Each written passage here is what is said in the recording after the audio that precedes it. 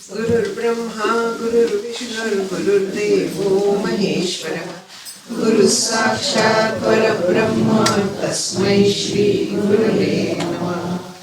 मूकं करोति वाचालं पङ्गुं लङ्घयते गिरिं यत्कृपातमहं वन्दे परमानन्दमाधवम्। शङ्करं शङ्कराचार्यं केशवं बादरायणं सूत्रभाष्यकृतौ वन्दे भगवन्तौ पुनः पुनः।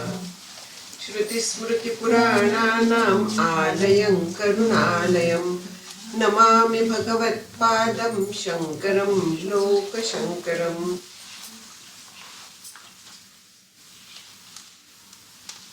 सर्व संतांना नमस्कार करते।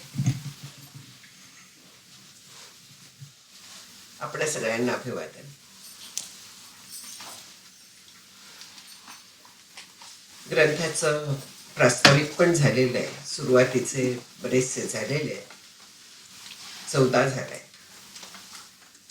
15वा जो आहे तिथपासून आपण सुरुवात करू। माझा बराचसा वेळ वाचलेला आहे, त्यामुळे आपण पोर्शन पूर्ण करू शकू असं मला वाटतं।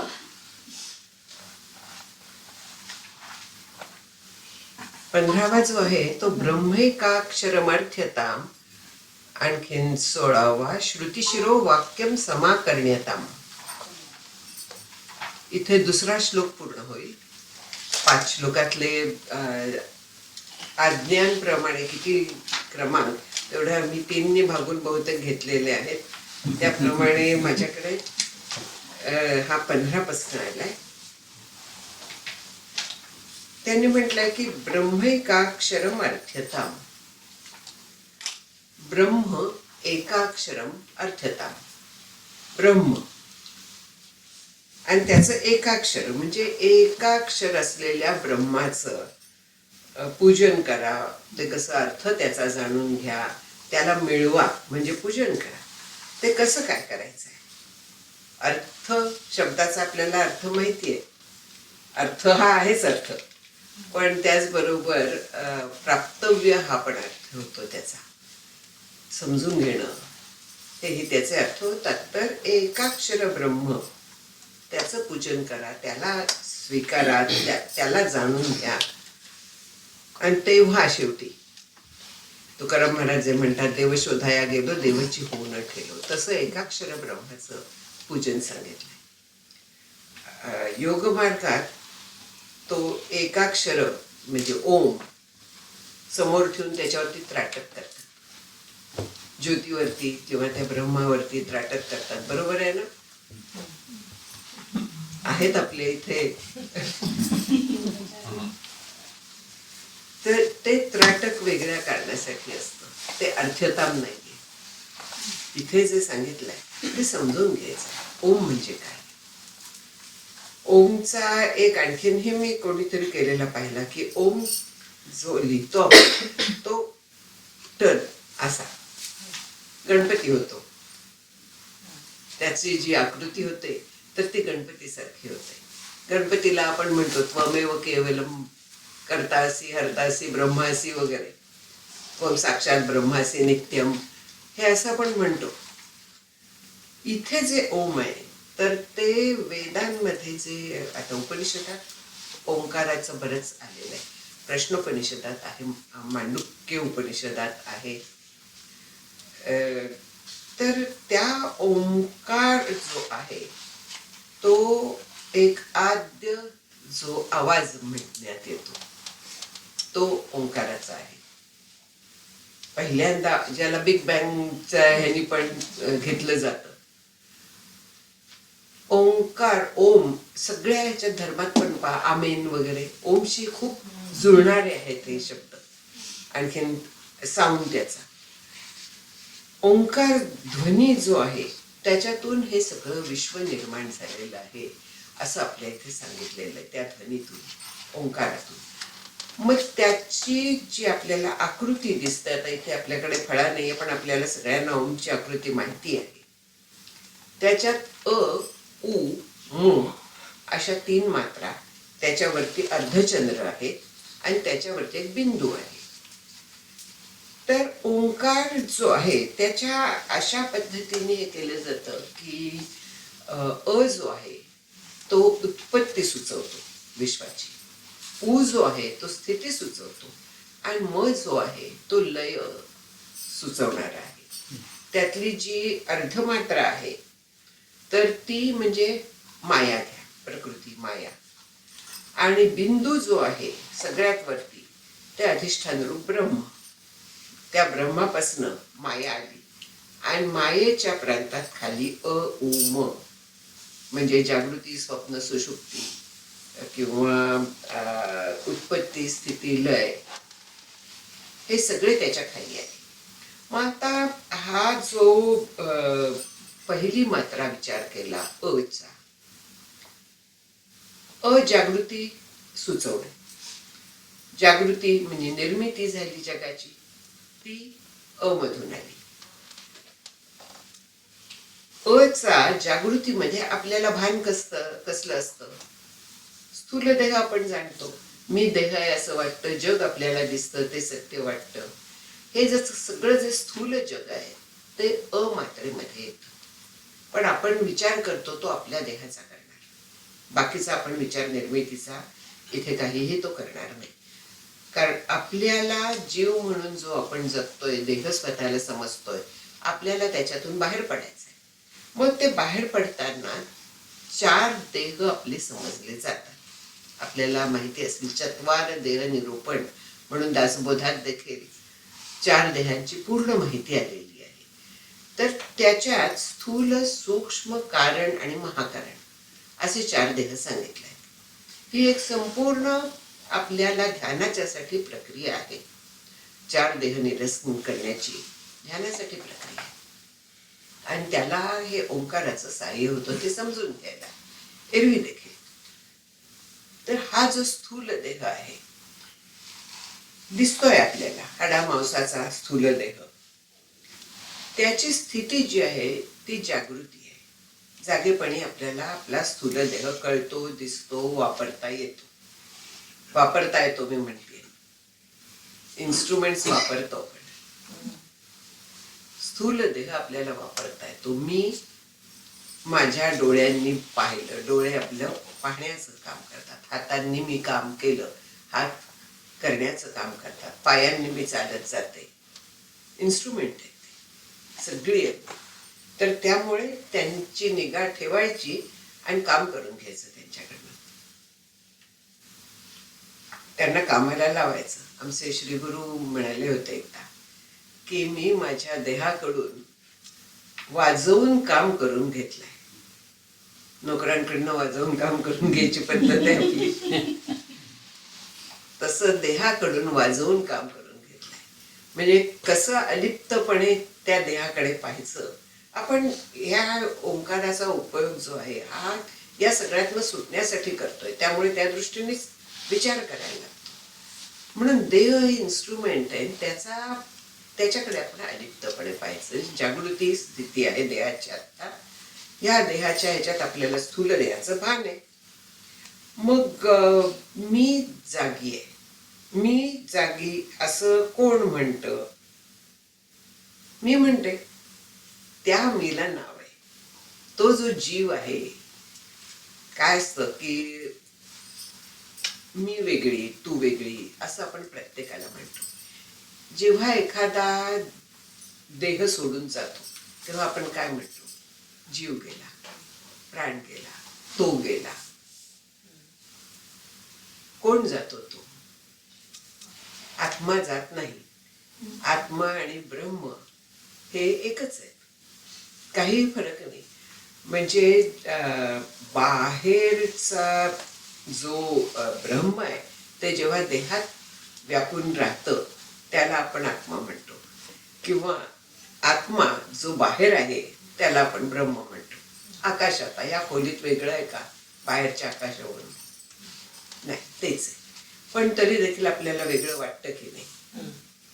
तसं ब्रह्म जे आहे ते ह्या एका देहात जे बंदिस्त झाल्यासारखं वाटतं आपल्याला, वास्तविक नाही, त्याला आपण आत्मा म्हणतो.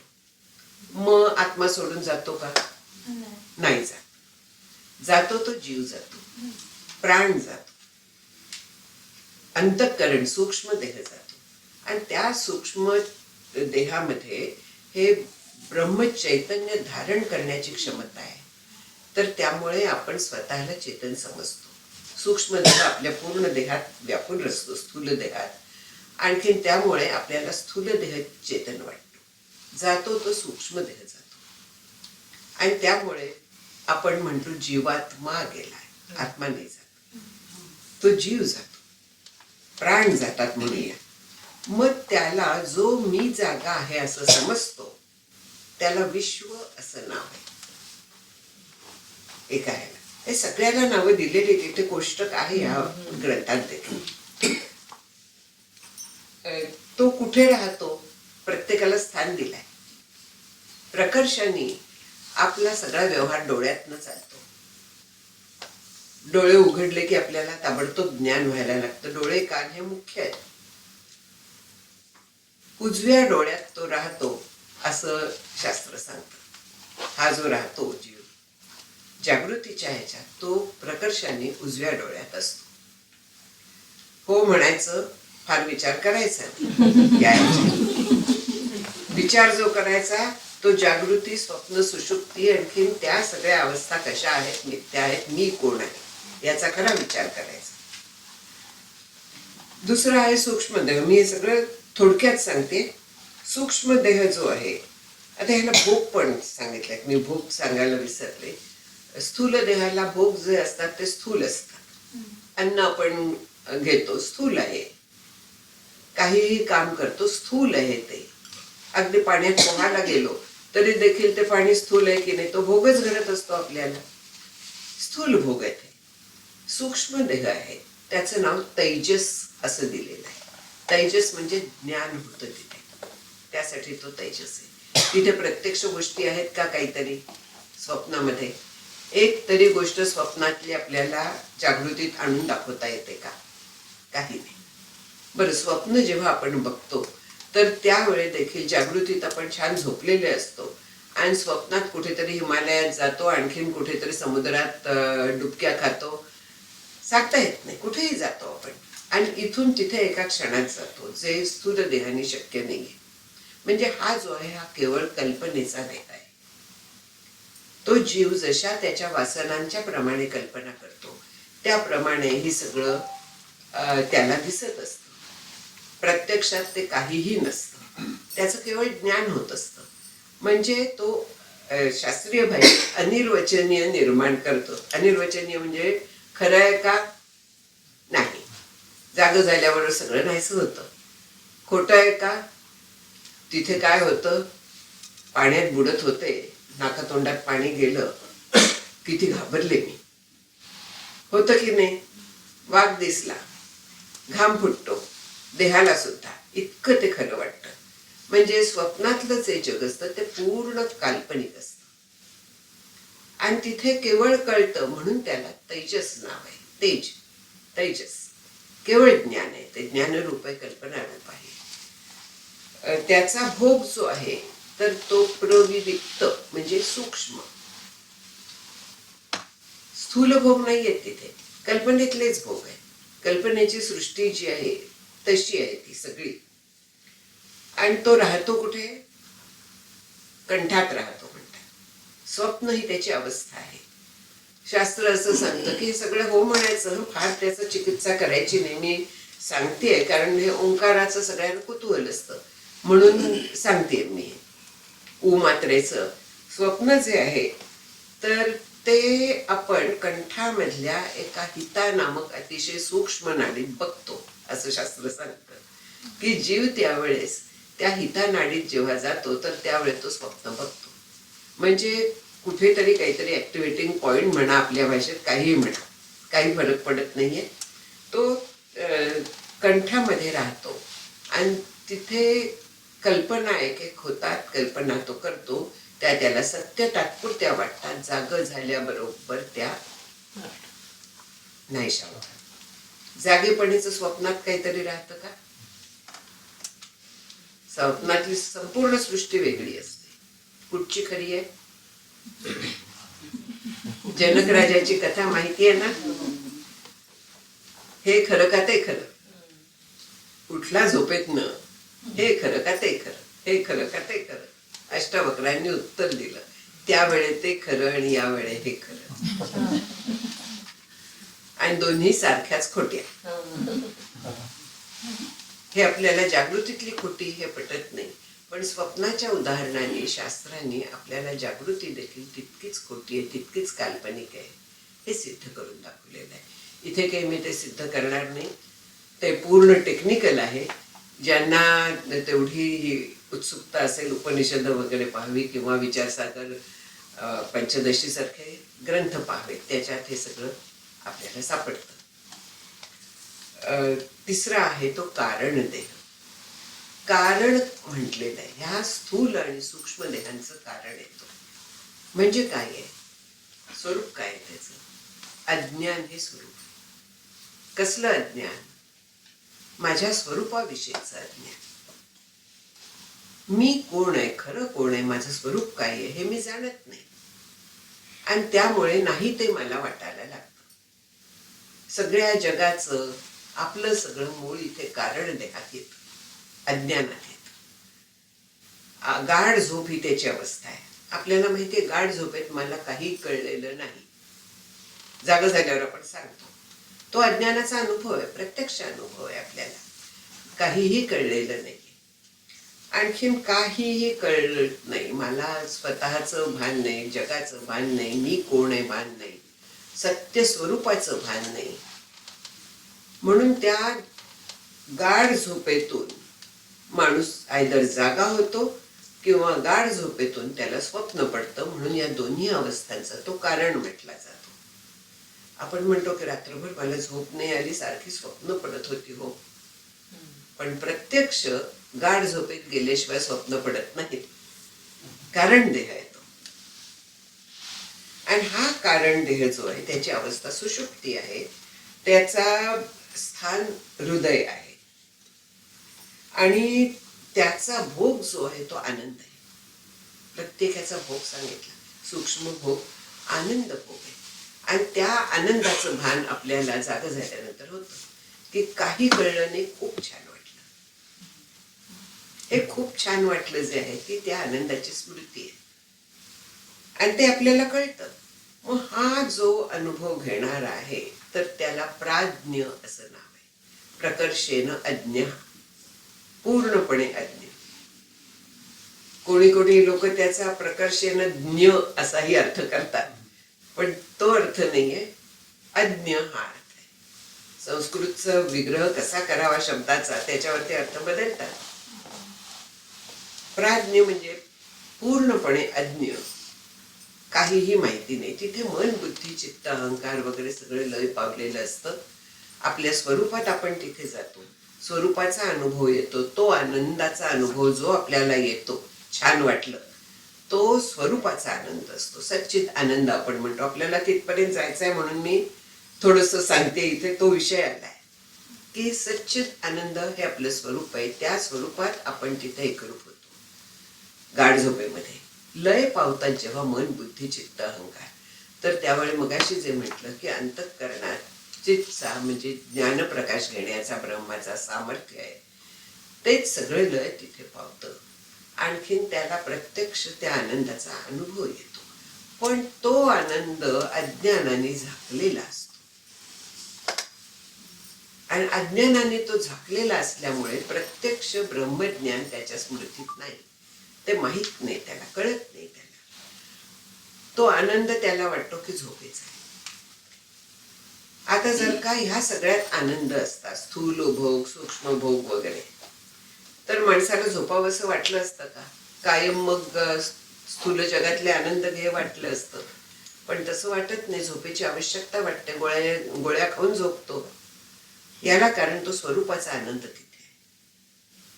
आणि तो आनंद आपल्याला जर का कायमचा मिळवायचा असला, न झोपता जागेपणी, तर स्वरूपाचं आपल्याला ज्ञान, ते मी आहे ही ओळख, ही करून घ्यायला लागते. ती या माध्यमातून आपल्याला विचार करून घेता येते. ऐसी हे विचाराची कामे, उगेच भ्रम नाहीये भ्रमे, किंवा वस्तुसिद्धीर विचार येणं न कश्चित कर्म कोटिभी. हे स्वरूप जाणून घ्यायचं, विचार करायचा आणि त्याप्रमाणे जायचं. आता वरती अर्धमात्रा आली, माया आली ना, तिचं हे राहिलं. हा झाला कारण देहाचा. त्याचं जे आहे तो महाकारण देह म्हटलाय. कारण देह, महाकारण देह. महाकारण देह हा ज्ञानाच्या प्रांतात जातो. सुषुप्ती अवस्था पूर्ण अज्ञानाची आहे. महाकारण देह हा ज्ञानाच्या प्रांतात जातो. आणखीन हा सगळ्यांना नसतो. म्हणजे काय, आता मी जीव आहे, मला देह नाहीये. हा देह साधकाला असतो, फक्त साधकाच्या पोटामध्ये आहे. कारण हा देह म्हणजे विचार आहे फक्त. आता आपण हा पाहिलं की हे देह म्हणजे प्रत्यक्ष देह, स्थूल देह आहे. बाकीचे काय आहेत? सूक्ष्म आहेत.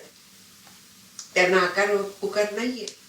ते फक्त ह्या देहात राहतात म्हणून त्याला देह म्हणतो. बांधणारे आहेत, कधीतरी नाहीसे होणार आहेत. देहाची व्युत्पत्ती फार छान आहे. दह्यती इति देह. जो नाहीसा होतो तो देह आहे ना. ज्ञानाग्नी सर्व कर्माणी भस्मसात करूते, त्याच्यात हे देह भस्म होतात म्हणून ते देह आहेत. हे आता महाकारण देह जो हा सांगितलेला आहे, हा सुषुप्तीच्याही पलीकडे. म्हणजे ध्यानामध्ये आपण जेव्हा एक एक देहाचा निराश करायला लागतो, त्याच्यानंतर ते ब्रह्म मी आहे, ज्याच्या सत्तेवरती, ज्याच्यामुळे मी हे सगळं बघतीये, उपभोगतीये, ते माझं स्वरूप आहे. अशा ह्यांनी सोहम म्हणून जेव्हा आपण जातो, किंवा नामसाधने, जेव्हा आपण फक्त त्या एका नामावरती आपलं सगळं लक्ष केंद्रित करतो आणि तो ज्याचं ते नाम आहे त्याला नामी म्हणतात. ते दैवत आणि ब्रह्म म्हणजे एकच आहे. म्हणून मी ध्यान कोणाचं करतेय, नाम कोणाचं घेतेय, शेवटी त्या दैवताच्या माध्यमातून ब्रह्माचं नाम घेते. अशा ह्याच्यासह जेव्हा आपण ते नामस्मरण करतो पूर्णपणे, दुसरं काही मनात नाही, आयदर सोहम किंवा नाम, एवढंच फक्त चित्तात राहिलाय. तो एकच विचार राहिलाय, बाकी काही नाही. स्वतःचं भान नाहीये, जगाचं भान नाहीये, किती वाजता बसले, कुठे बसलीये, उठायचं आहे, कसलंही हे जाणीव नाहीये. अशी जी स्थिती आहे केवळ सूक्ष्म विचाराची, सूक्ष्म जाणीवेची, त्या जाणीवेच्या स्थितीला महाकारण देह नाव आहे. आणखीन याची अवस्था तुर्या म्हटली जाते. तुर्येला दासबोधाचा अभ्यास करणारे आहेत. इकडे जग जाणे, ब्रह्म जाणे, माया ती एक जाणावी तुर्या, सर्व साक्षिणी म्हणून. या माहितीये ती सर्व साक्षिणी म्हणजे काय आहे. इकडे मी आहे, मी म्हणजे जग आलं सगळं. जाणे माया, ते मायेचं प्रांत आहे. जाणे ब्रह्म, तिथे सोहम आहे. सहा ब्रह्म आहे. म्हणजे ती दोन्हीच्या उंबरठ्याची अवस्था आहे, म्हणून तिला तुर्या असं नाव आहे. आणि तिचं स्थान मूर्धनी, ती इथपर्यंत आहे. तिचा भोग आहे आनंदावभास, प्रत्यक्ष आनंदाचा तिथे अवभास आहे. सुषुप्तीतला आनंद अज्ञानाने झाकलेला आहे, इथे प्रकट व्हायला लागलेला आहे, आनंदावभास आहे तो. आणि त्याचा जो हा म्हटलेला आहे भोगता, त्याला प्रत्यगात्मा म्हटलेला आहे. प्रत्यक्ष आत्मा, आत्मधला म्हणजे जाणीव केवळ. तिथे जाणीवेशिवाय दुसरं नाहीये महाकारण देहात. महाकारण देह ही संकल्पना थोडी समजावून घ्यायला आपल्याला कठीण वाटते, कारण आपल्या परिचयाची नाहीये तेवढी ती. आणि केवळ साधकाला आहे, कारण सिद्ध जो असतो त्याची ती सहज स्थिती झालेली असते. तो ब्रह्मरूप झालेलाच आहे. त्याला मी ब्रह्म आहे असं जाणीव ठेवायला लागत नाही. तो विचार तिथे नसतो, तो ब्रह्मरूप झालेला आहे. त्यामुळे त्याला ती अवस्था नाहीये. आपल्यासारख्याला नाही, आपण केवळ पहिल्या 3 देहात वावरत असतो. म्हणून फक्त साधकाला, आणि ती सुद्धा जो डीपली हे करतो त्याच्यात असतो, त्याला ती अवस्था येऊ शकते महाकारण देहाची.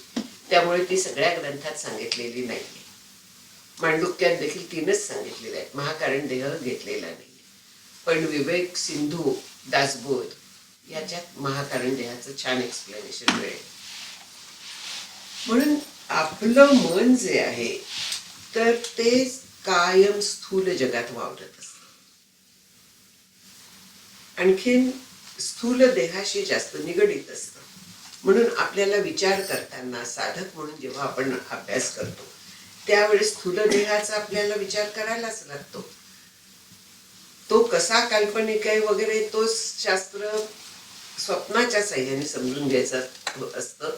इथे पूर्ण 1 तास त्याच्यात जाईल, त्यामुळे तो काही विचार इथे करता येत नाहीये. पण एवढं लक्षात घ्यायचं की ह्या स्थूल देहाला, अंतःकरणाला जर का आपण तिथे लक्ष ठेवलं, त्याचं स्वरूप समजावून घेतलं तर आपल्याला साधना करायला मदत होते. आणखीन ही मग मदत चिंतन वेगवेगळ्या पद्धतीने, ईश्वराचं स्मरण, पूजन वगैरे नवविधा भक्ती आपण ऐकतो, त्या सगळ्या आपण स्थूल देहाने करतो, अंतःकरणाने करतो. आणखीन ओंकाराची उपासना अशाच पद्धतीची आहे.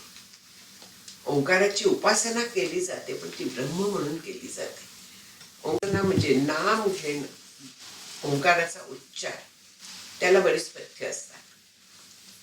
ती सगळ्यांनी करू नयेत हे आज्ञा आहे. म्हणजे कोणाला लोकांना खूप हौस असते, आम्ही ओंकाराचा उपासना करतो, मग जितका तो लांबवावा तितकं चांगलं वगैरे, तसं काहीही नाहीये.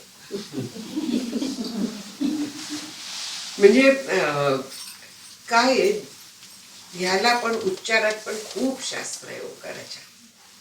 अचा उच्चार लांबवला तर जागृतीतलं आहे, मचा तर काल्पनिक जगातलं, स्वप्नातलं, सूक्ष्म याच्यातलं आहे. कुठला उचा, सॉरी, मचा म्हटल्यानंतर प्राज्ञ तो ईश्वराच्या प्रांताच्या जवळ जातो. हे त्याचे बरेच बारकावे आहेत. आणखीन आपण चुकीचा जर का उच्चार केला तर त्याचा उलट त्रास होण्याचा संभव असतो. तर त्याच्यामुळे व्यवस्थित शिकून करणं वेगळं. आणखीन ओंकार साधना त्यामुळे सर्वसामान्यांना सांगितलेली नाहीये, ती संन्यास्यांच्यासाठी आहे. त्यांनी शरीरात सुद्धा काही बदल होतात, विशेषतः स्त्रियांच्या बाबतीत, त्यामुळे तो घेऊ नये असं सांगितलं जातं. मी फक्त हे काय माहिती जी आहे ती सांगते ओंकाराच्या बद्दल. आणखीन याच्यात खूप गैरसमज आहे ह्या उपासनेबद्दल. मग आता हे सगळं आपण पाहिलं की ओंकार, मग स्थूल देह मी नाहीये हे मला कळलं, त्याच्या व्यवहारांचं आपण साक्षीत्व करायचं. साक्षीत्व करायचं म्हणजे काय? देह चालतोय, मी नाही चालत, त्याच्या व्यवहारांच्याकडे आपण अलिप्तपणे पाहायचं. मन, माझं मन काय विचार करताय, आपण विचार करतो की नाही? की माझं मन मला सांगत नाहीये, माझं मन आपण म्हणतो, मग मी मन असेल का? माझं पुस्तक आहे, मी पुस्तक नाहीये. माझं घर आहे, मी घर नाहीये. माझं मन आहे, मी मन नाहीये. माझं इन्स्ट्रुमेंट आहे. हे सगळे विचार ह्या ओंकाराच्या साह्याने आपल्याला करता येतात. ओंकाराचं जे आहे तर तो विषय ह्या पद्धतीने आपल्याला लावून घेता येतो साधकाला. आणखीनही त्याचे बरेच प्रकार आहेत, सोडून देऊया. पुढला जो 16वा आहे तर तो श्रुती शिरो वाक्यम समाकर्ण्यता. श्रुती म्हणजे जे ऐकलेलं आहे, वेद, थोडक्यात उपनिषद, ती त्याच्या शिरावरती आहे. वेदांच्या सगळी शीर्षस्थानी उपनिषद वाक्य आहे. वेदात कर्मकांडाचा भाग, कर्मा विभाग, कांड म्हणजे विभाग, त्याचा भाग सगळ्यात जास्त आहे. त्याच्या खालोखाल उपासना आहे. आणखीन ज्ञानाचा भाग म्हणजे उपनिषद, तो अगदी कमी आहे. तर ते त्यामुळे श्रुतीचं शिर सगळ्यात वरचा भाग म्हटला जातो ज्ञानकांड. त्यातलं जे वाक्य आहे ते समा करण्यात, त्याचा ऐकावं, लक्षपूर्वक ऐकावं आणि त्याचं मनन करावं, चिंतन करावं, अभ्यास करावा. तेच करणं जास्त महत्वाचं असतं. आणखीन मग उपनिषदांचा अभ्यास करायचा, तो पुढला पण आपण त्याच्या बरोबर घेऊया की वाक्यार्थश्च विचार्यता श्रुतिशिर पक्ष समाश्रियता. उपनिषदांचा अभ्यास करायचा. उपनिषद ही ज्ञानकांड म्हटलं, सगळ्या उपनिषदांचा अभ्यास आपल्याला शक्य नाही. 108च्या वरती उपनिषद आहेत, त्यातली कितीतरी आता आपल्याला मिळत देखील नाही. शंकराचार्यांनी ब्रह्मसूत्राच्या याच्यात स्पष्टीकरण जे केलं, टीका लिहिली, तर त्याच्यात मुख्य 10 आणखीन काही ठिकाणी 11वं श्वेताश्वतर, तर त्यांचा उपयोग करून घेतला आणि त्यांच्यावरती भाष्य लिहिली. त्यामुळे त्या उपनिषदांना मुख्य उपनिषद असं म्हणण्यात येतं. शंकराचार्यांचे भाष्य या 11 उपनिषदांवरती अवेलेबल आहे आणि त्यांच्या साह्याने जर का अभ्यास केला तर श्रुतिशिर वाक्य जे आहे ते आपल्याला कळेल. श्रुतिशिर उपनिषद वाक्य ते जे आपण ऐकायचं आहे. आणखी त्याचं श्रवणाची व्याख्या सांगते की श्रवणाची व्याख्या म्हणजे जीव आणखीन ब्रह्म यांचा निश्चय होईपर्यंत ऐकत राहणं, विचार करत राहणं. श्रवण कधी संपतं? तो निश्चय जेव्हा होतो तेव्हा. श्रवण म्हणजे केवळ ऐकणं नाही, वाचणं हे पण श्रवणातच येतं. तर विचार करून तो निश्चय जोपर्यंत आपला होत नाहीये, हो हे असं असू शकणार आहे ना, तोपर्यंत श्रवण. त्याच्यानंतर मनन येतं. म्हणजे हे जे आपण ऐकलंय ते दृढ करणं हे मननाचं काम आहे. आणखीन मग मनन केल्यानंतर खात्री झाली की त्याचं निधिध्यासन सांगितलेलं, म्हणजे अखंड ते स्मरणात ठेवणं. निधिध्यासन हे अंतिम साधन आहे म्हणूया आपण. जेव्हा आपण एखाद्या गोष्टीचा ध्यास घेतो तेव्हा ते आपल्याला ते होतो आपण, तसं आहे. मग हे श्रुतिशिर वाक्य ते ऐकायचं आहे, मनापासून ऐकायचं आहे. अंगी श्रवण म्हणून नाव आहे. अंगश्रवण म्हणजे आपण ऐकतो. आणखीन ठीक आहे, लक्षात ठेवतो. अंगी श्रवण अंगी लावून घेतो, आचरणात उतरवतो, ते अंगी श्रवण म्हणण्यात येतं. तर तिथपर्यंत जायचं आहे. श्रुतिशिरो वाक्यम समाश्रियता म्हणून जे म्हटलेलं आहे, समाकर्ण्यता आहे, पूर्णपणे ऐकायचं. तेव्हा ते स्वतःला लावून घेऊन त्याचा अभ्यास अखंड करायचा, निधिध्यासन ठेवायचं आणि ते व्हायचं आहे आपल्याला. आणखीन एक तिसरं आपाततः श्रवण म्हणून पण आहे, जे निष्ठापूर्वक असं केलं जातं ते. त्याचा दुसरा अर्थ एक्झॅक्टली अपोजिट आहे, जाता जाता झालेलं श्रवण, असाही आपाततःचा अर्थ होतो. पण भक्तीने नीट केलेलं श्रवण असा या ग्रंथात आपल्याला सांगितलेलं आहे. पण दोन्ही पद्धतीने होतो हेही सांगते, नाहीतर गडबड होते की कुठेतरी आपण एक ऐकतो, कुठेतरी दुसरा ऐकतो. हे सिस्टीम मधले फरक आहे.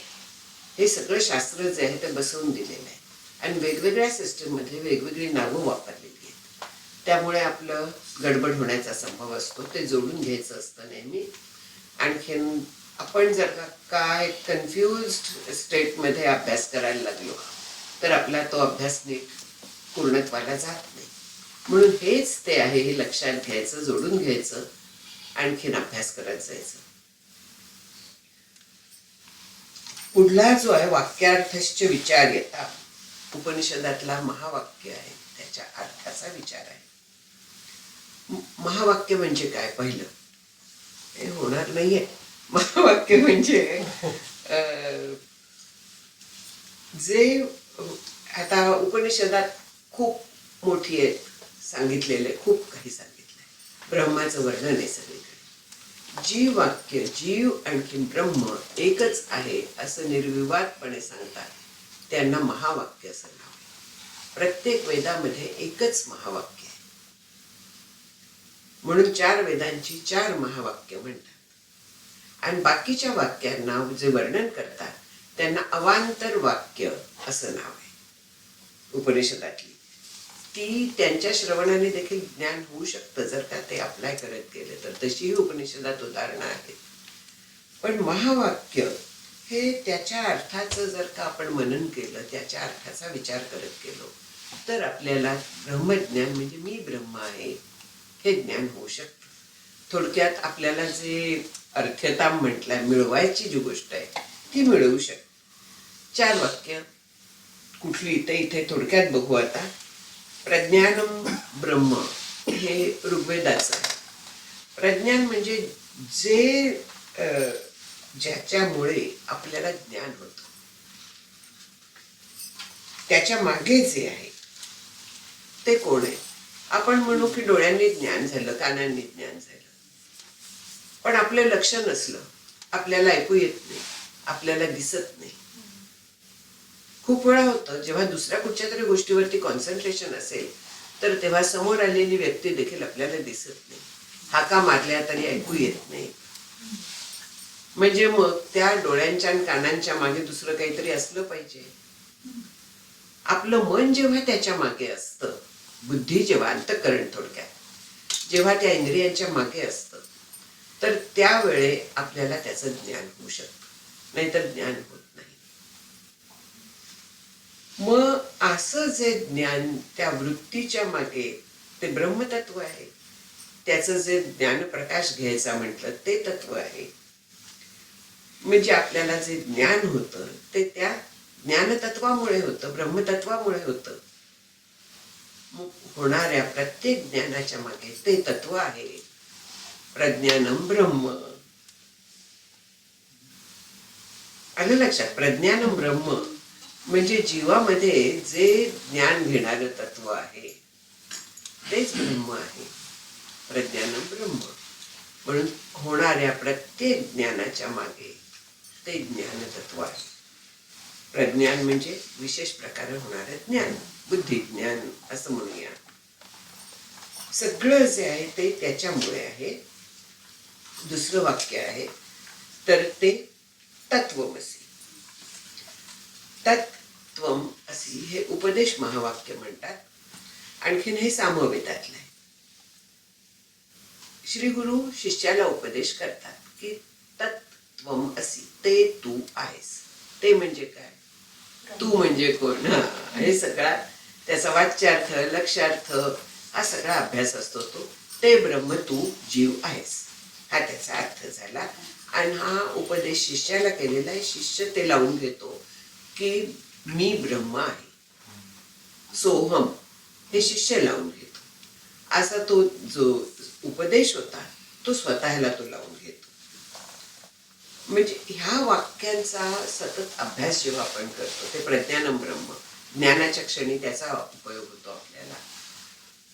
एरवी मी ब्रह्म आहे ही जाणीव ठेवायला लागते कुठच्याही याच्यामुळे कळते ब्रह्म मी आहे. या पद्धतीने त्या तत्वमसीचा आपल्याला उपयोग होतो. अनुभव महावाक्य अहम ब्रह्मास्मी हे यजुर्वेदातलं आहे. ते अनुभव आल्यानंतर तिथे शिष्याने हे केलं होतं, डिक्लेअर मी ब्रह्म आहे. अनुभवाचा आहे. प्रत्यक्ष अनुभव आल्यानंतर ती खात्री असते, पण ती पण मुरायला लागते. मी ब्रह्म आहे ही जाणीव जर का असली तर अजून पूर्णत्वाला गेलेला नाहीये, ती सहज स्थिती व्हायला लागते. मी स्त्री आहे, मला वेगळं सांगायला लागत नाही.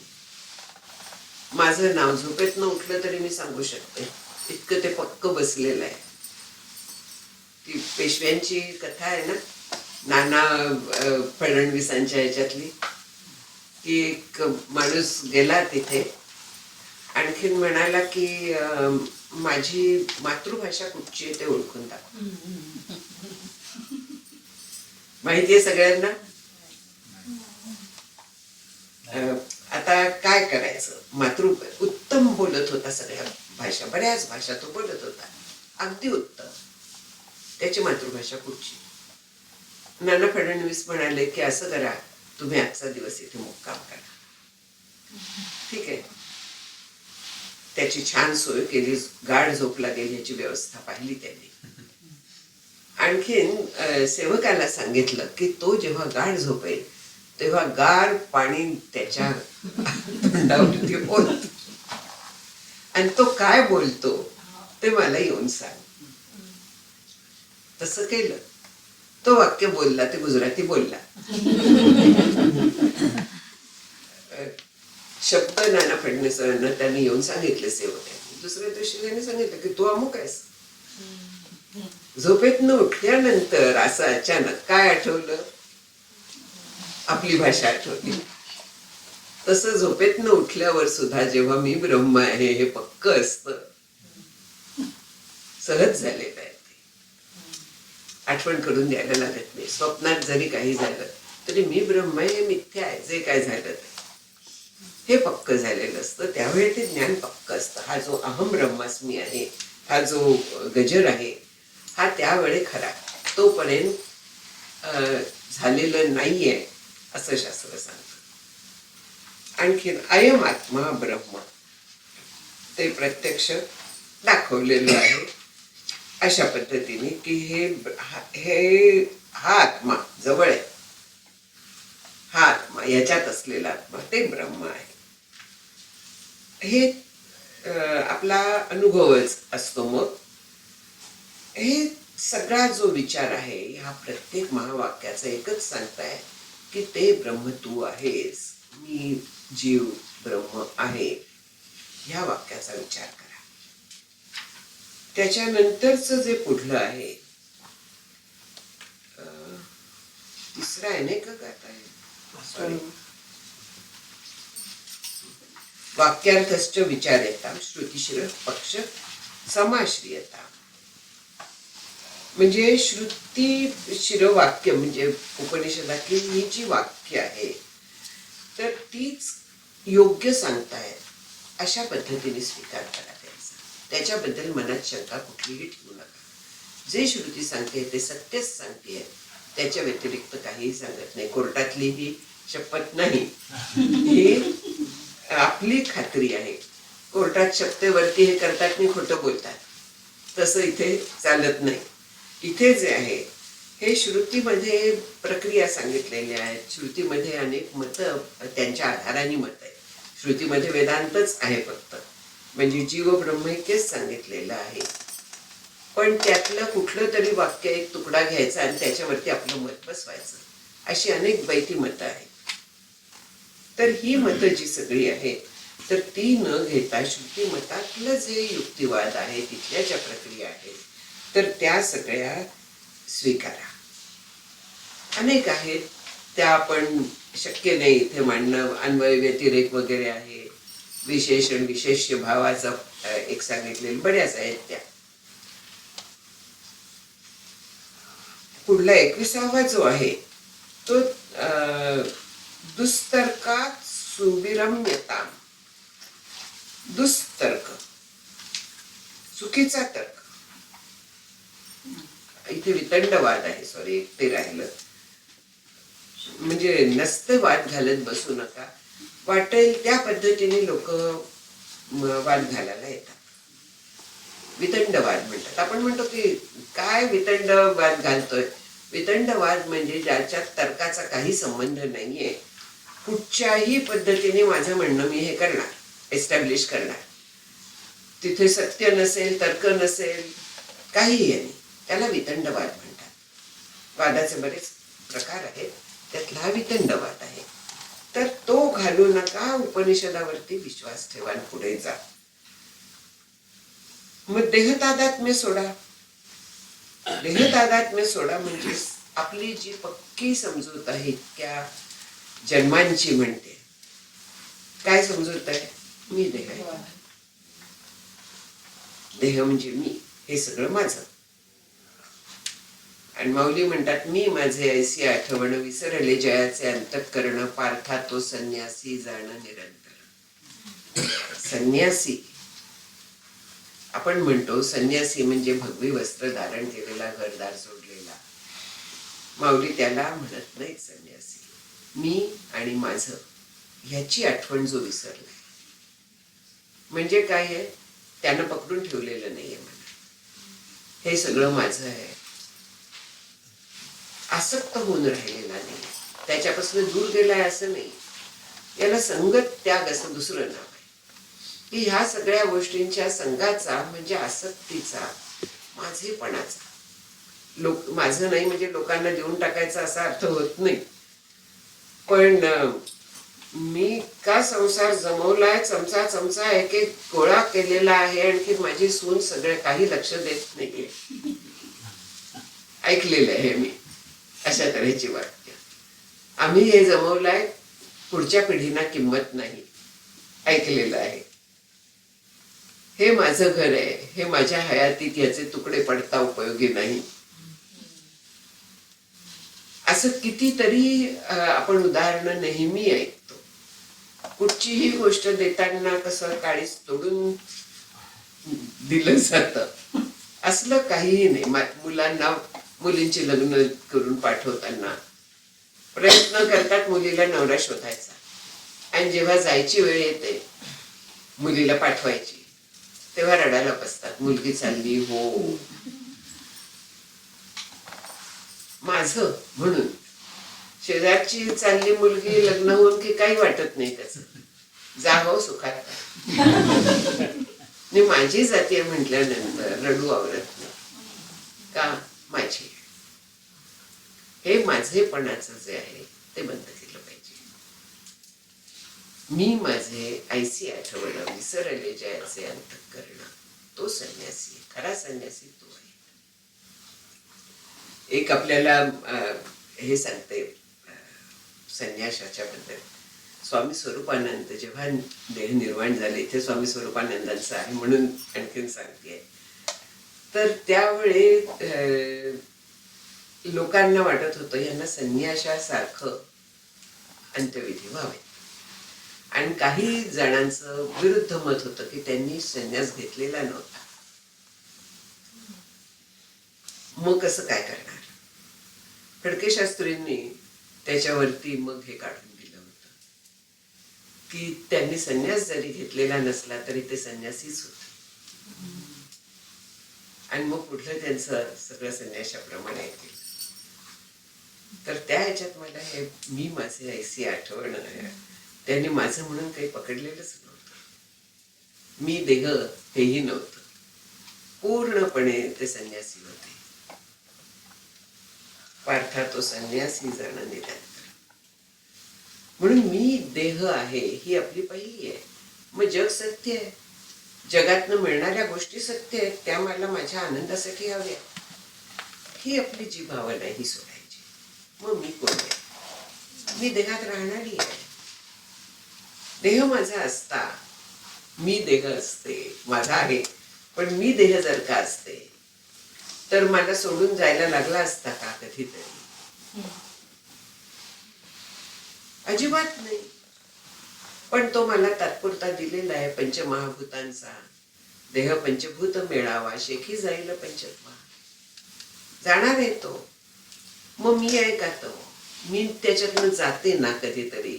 लोक म्हणतात त्या मी नाही, मला कळत नाही, पण लोक म्हणतात गेली वाटतं. कोण गेली? मग ती मी देह आहे का? स्थूल देह आहे का? सूक्ष्म देह तरी काय आहे? सगळं पंचमहाभूतांचंच आहे. जी अपंचीकृत पंचमहाभूत आहेत त्यांचा सूक्ष्म देह बनलेला आहे. मग तो मी कशी असेल? शक्य नाहीये. म्हणून मी देह नाहीये हे अज्ञान घालून मी ब्रह्म आहे हे जेव्हा ज्ञान होतं तर ते देह तादात्म्य सोडल्याशिवाय होत नाही. देहाचा विचार, देह सांभाळायचा आहे, आपल्याला राहायचा आहे, त्याचा उपयोग करून घ्यायचा आहे, पूर्ण सांभाळायचं आहे, आरोग्य त्याचं जपायचं आहे. जगात आपण वावरतोय, जगाचे नियम पाळून जगायचं आहे, सगळं करायचं आहे, पण अलिप्तपणे करायचं आहे. परावी बाळ धाया जैसे अशा तऱ्हेची ओवी आहे ज्ञानेश्वरी. नाही ते नाही, दाई जशी दुसऱ्याचं बाळ माझं बाळ करून पाळते तशी ओवी आहे. तर तसं त्या देहाच्याकडे हे करायचंय, त्याचं लालन पालन सगळं छान ठेवायचं आहे, काही प्रश्न नाही. पण माझा म्हणून त्याच्या दुःखाने मी दुःखी व्हायचं नाही. ठेच लागली, पायाला लागली, औषध करायचं संपलं. दुखताय तो दुखतोय, माझं नाही संबंध. ते दुखणं कमी होतं, त्याची इंटेन्सिटी निश्चित कमी होते. आज आपली इंटेन्सिटी कमी होईल, पण जर का लक्ष काढलं तर दुःख सुद्धा थांबतं. आपल्याला अनुभव आहे की जर का आवडतं पुस्तक वाचायला घेतलं तर अशी दुःख आपली नाहीशी होतात की नाही. कुठचीही आवडती गोष्ट जेव्हा आपण करायला घेतो तेव्हा ती दुःख नाहीशी होतात. तसं तिथलं चित्त काढलं की ते दुःख आपलं गेलं. मग मी जर का देह नाही तर मी कशाला त्याच्याकडे लक्ष देऊ. औषध पाणी केलाय, गप्प बसा. मुलांना सांगतो तसं त्याला गप्प आपण बसवू शकतो. आणखीन आपल्याला काही काही कथा माहिती असतील की कोणी ऑपरेशन सुद्धा विदाऊट अॅनेस्थेशिया करून घेतलं. कसं केलं? तिथलं लक्ष काढलं. मी ते नाहीये, मग त्याची जाणीव होण्याचं कारणच नाहीये. इथपर्यंत लक्ष काढणं शक्य असतं. आपण तसं करावं असं मी अजिबात म्हणत नाहीये. पण मी देह नाहीये हे आपल्याला कळावं ह्यासाठी हे उदाहरण दिले की खरोखरी मी देह नाहीये, पण आपल्याला ते पचनी पडत नसतं आणि आपण ते धरून बसतो. पुढे आहे की सोहम ह्याच्यात राहा. ब्रह्माहमस्मी विभाव्यता ते लक्ष ठेवा. आणखीन दिवस आणि रात्र गर्व जो असतो आपल्याला त्याचा त्याग करा.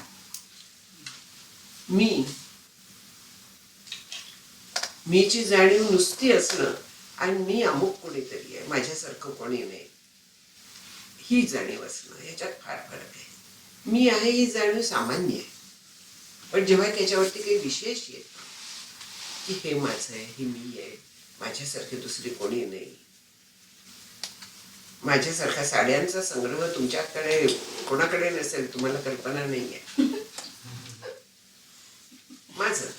माझा चॉईस म्हणजे काय विचारावं. आणि त्याचे किती पैलू आहेत आपल्याला माहितीये. स्वयंपाक माझ्यासारखा कोणाला जमणारच नाही. सगळ्या बाजूने आपलं आहे. हेच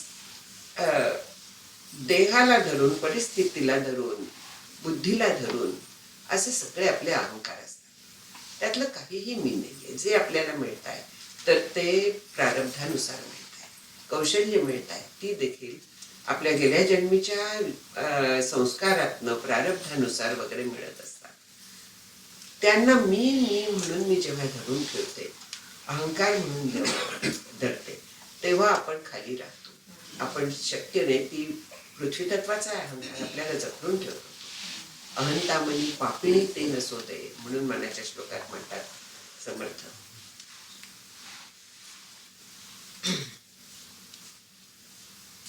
देहेहम मतिरुच्यतां बुधजनैर्वाद परित्यज्यताम्. गर्व धरू नका आणि ज्ञानी पुरुषांशी व्यर्थ वाद न करता त्यांचं आहे. आपण कोणाकडे गेलो, आपण काय करू, मला हे सगळं माहिती आहे, हे हो मला येतं, हे हा ग्रंथ मी वाचलाय, त्यांच्याशी वाद घालायचा, मला किती येत आहे तो मी शुभ करायचा, अहंकार आहे. ज्ञानी काय सांगतायत ते ऐकायचं असतं, स्वतःच तिथे पूर्ण बाजूला ठेवायचं असतं. जरी मला माहिती असला, तो विषय मला माहिती असला तरी देखील त्यांच्या मुखातनं जेव्हा येतो तेव्हा त्याला वेगळं वजन येतं. आणखीन ते आपण स्वीकारायचं असतं. तिथे त्यांची कृपा असते. तयांचे विसाट शब्द सुखे म्हणो येती वेद, सदैव सच्चिदानंद का न व्हावे ते. त्यांचे विसाट शब्द म्हणजे सहज उच्चारलेले शब्द देखील वेदांचं मूल्य आहे त्यांना. कारण त्यांचे ते ऋतंभरा प्रज्ञेतनं आलेले शब्द असतात. वायफळ बोलणं त्यांच्याकडे नसतं. ते पण हसतील, विनोद करतील, पण जेव्हा ते काहीही बोलतात तर त्यावेळी त्याच्या मागे अर्थ असतो आणि तो आपल्याला शोधायला लागतो. मला माझ्यासाठी काय लागू आहे ह्यातलं, मी इथे कुठे, माझ्यासाठी उपदेश काय आहे, त्यांच्या वाक्यांचा विचार करायला लागतो आणि त्याप्रमाणे स्वतः बदल करायला लागतो. मुख्य हे की त्यांची जी वाक्य असतात ती आपल्या हिताच्यासाठी असतात. ते तळमळीने आपल्याला सांगत असतात, पण परोक्ष प्रिया ही देवा हा म्हणून आहे. म्हणजे डायरेक्ट सांगत नाही, आडवळणाने सांगत. का? ज्याला जिज्ञासा असते तो त्याच्यावरती विचार करेल, समजलं नाही तर परत विचारायला जाईल. ज्याला जिज्ञासा नाही तो सोडून देईल, त्याचा अधिकार नाही. म्हणून तो परीक्षत्वाने सांगितलं जातं. ज्याचा अधिकार आहे तर तो पुन्हा जाऊन चौकशी करेल, विचारेल. मग खरा अधिकार आहे की नाही तिथे परीक्षा होते. नुसती परीक्षा नाही तर खऱ्या अधिकाऱ्यालाच ते ज्ञान मिळतं. जो अधिकारी नाही तो त्याच्या मार्गाने जातो. म्हणून कधीही डायरेक्ट ते उपदेश देत नाहीत. त्यांचा उपदेश अशा पद्धतीने आपल्याला सतत त्यांचं बोलणं ऐकून त्याच्यावरती मनन करून असा लक्षात घ्यायला लागतो. पुढला जो श्लोक आहे तो क्षुद्व्याधी चिकित्सताम प्रतिदिनम भिक्षौषधम भुज्यता.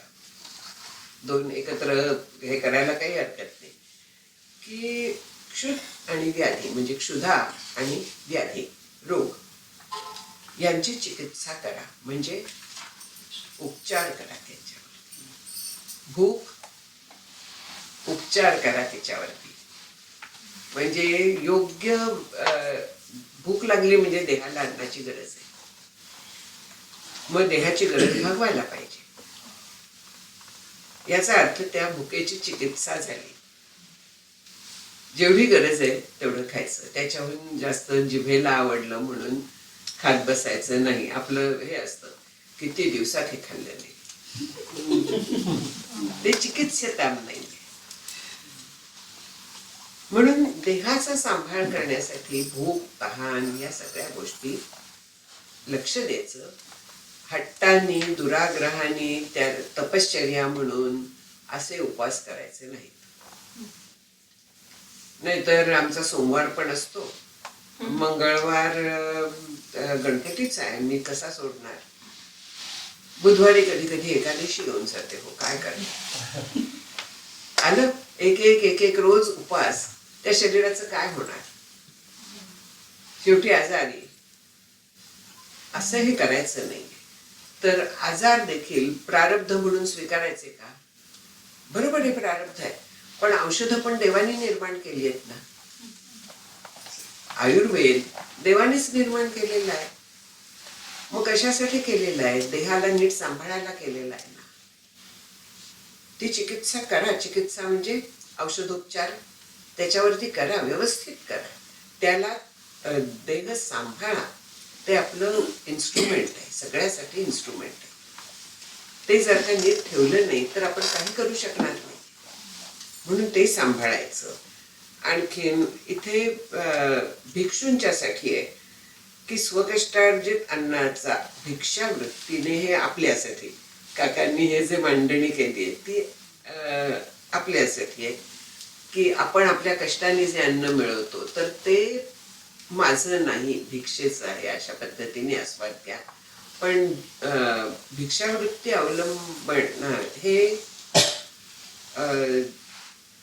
जे संन्यासी वगैरे होते तर त्यांना साठवणीची परवानगी नव्हती. 5 घरी भिक्षा मागून जे मिळेल त्यात देखील ते सगळं ह्याच्यात बुडवायचं पाण्यात.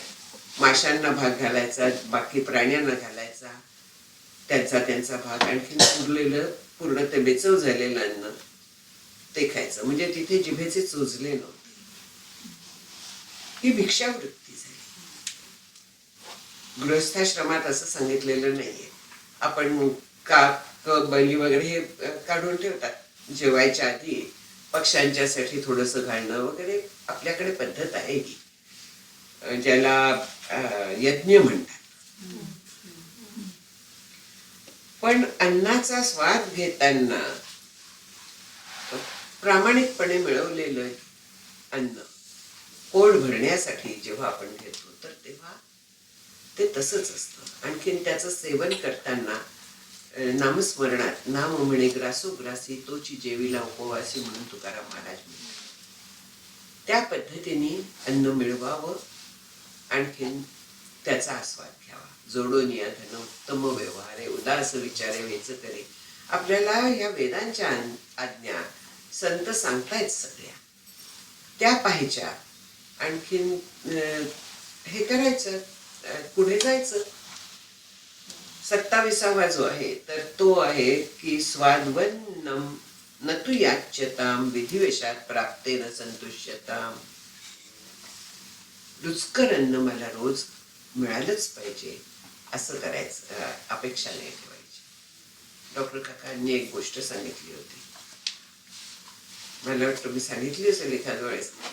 तमोगुण पण तिथे आहे, आणखीन रुचकर अन्नाचंही आहे त्याच्यात त्या गोष्टीत. की एक पेशंट आली त्यांच्याकडे, तिच्या कपाळावरती जखम होती. त्यांनी विचारलं की हे कशी काय झाली? ते म्हणाले मी पडल्याची जखम नव्हती. विचारलं खोदून खोदून, शेवटी बाहेर असं आलं की पतिराज जेवण वाढलं, मीठ राहिलं होतं कशात तरी, त्यांचा पारा गगनाला गेला. थोडक्यात तमोगुण जागा झाला. रजोगुणाचं जे होतं चांगलं अन्न हवं. आणखीन त्या ताटाचं सुदर्शन चक्र होऊन त्या बाईंच्या कपाळाला जखम झाली. स्वाद्वन्न तू ये. म्हणजे किती त्या अन्नाच्या भोगात बुडलेला होता. आपण एवढ्या टोकाला कोणीही नाही, पण तरी देखील अपेक्षा असते की आज चांगलं नाही झालं, आज हे बिघडलंय. एवढं सुद्धा म्हणायची गरज नाही. गृहिणी सगळं मनापासून करत असते. जर का बिघडलं काय हरकत आहे, शांतपणे जेवावं, जे समोर येईल ते स्वीकारावं. ह्या आपल्याला रोजच्या जीवनातल्या ह्या सगळ्या गोष्टी आहेत. आणखीन त्या जर का आपण पाळत गेलो तर हळूहळू आपली प्रगती होते. घर पण सुखी होतं आणि आपली ही प्रगती हळूहळू होत जाते. हे एकदम होणारी गोष्ट नाहीये. ह्या आपल्याला अंगीकारायला पण वेळ लागतो, कारण आपण मी देह ह्या विचारात पूर्णपणे अडकलेले असतो. त्याच्यातून बाहेर पडत जग सत्य नाहीये, जग जसं दिसतं तसं नाहीये, सारखं बदलतं येते. कायम त्याच्यातनं सुखाची अपेक्षा ठेवायची नाही वगैरे हे विचार जर का आपण सांभाळले तर त्या जगात पण आपण अडकत नाही. आणखीन आपल्याला जे हे संत अवतारी आहेत ते तर हे सगळे जे उपदेश करतात त्याचं सार्थक होतं. आपल्याला तिथपर्यंत पोचणं शक्य होतं. इथे थांबते मी. कुठला आता प्रबोध दादा बघतील.